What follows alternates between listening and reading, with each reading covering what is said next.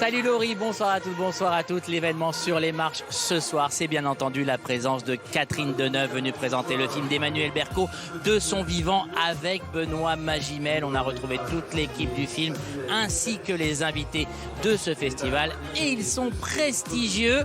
Les marches, c'est parti. Adèle Exarchopoulos est en train de monter les marches pour un film à la semaine de la critique. Avant qu'on parle du Samuel Benchetrit, hier, l'émotion, la force de la réception du film de Catherine Corsini, La Fracture. Comment vous avez vécu tout ça? C'était un grand moment, hein, vraiment inoubliable. C'était incroyable. Et les gens adorent le film, il se passe un truc sur ce film-là, vous le sentez?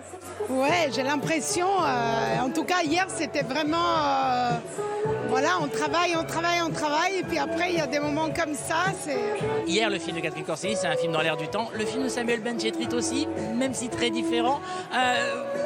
Vous verriez un parallèle entre les deux? Ce que j'aime, c'est des réalisateurs ou des réalisatrices qui ont justement une vision du monde puissante, qui m'interpelle, qui m'épate, qui m'intéresse, qui est pas exactement la mienne parce qu'on a chacun sa... mais qui a une puissance qui fait que j'ai envie d'y aller, que je m'ennuie pas, que ça me passionne.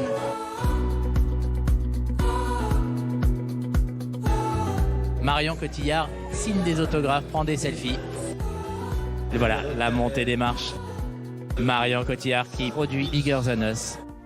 Ce documentaire consacré au ravage du plastique en Indonésie.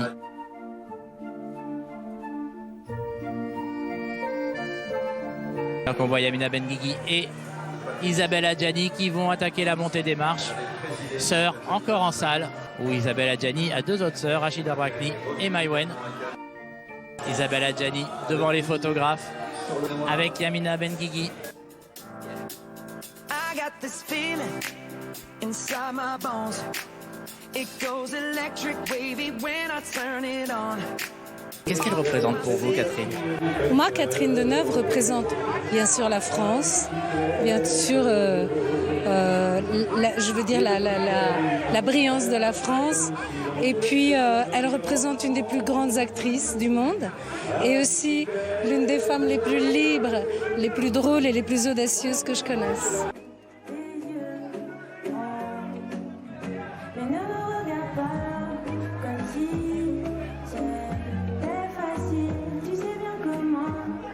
Emmanuel Berco, vous présentez ce soir de son vivant. Ça a l'air d'être un film vraiment unique à plein de niveaux. Expliquez-nous pourquoi.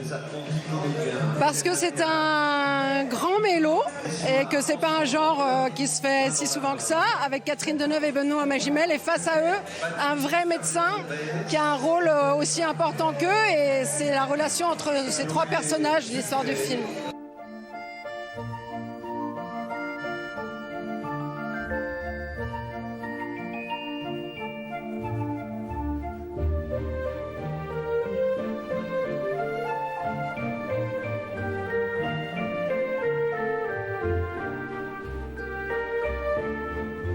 C'est votre troisième film avec Emmanuel Berco et il y a quelque chose de spécial quand vous êtes avec elle, c'est différent, il y a quelque chose de vraiment différent quand elle vous dirige. Est-ce que vous pouvez l'expliquer? C'est-à-dire qu'elle est particulière de caractère, c'est quelqu'un elle a évidemment beaucoup de caractère mais elle est très ferme, très exigeante, elle demande beaucoup, voilà, elle bouge avec beaucoup de force. Et dans celui-là, elle vous demande quelque chose de très très difficile, c'est un vrai mélo, en même temps ça va très très loin. C'est une vraie relation.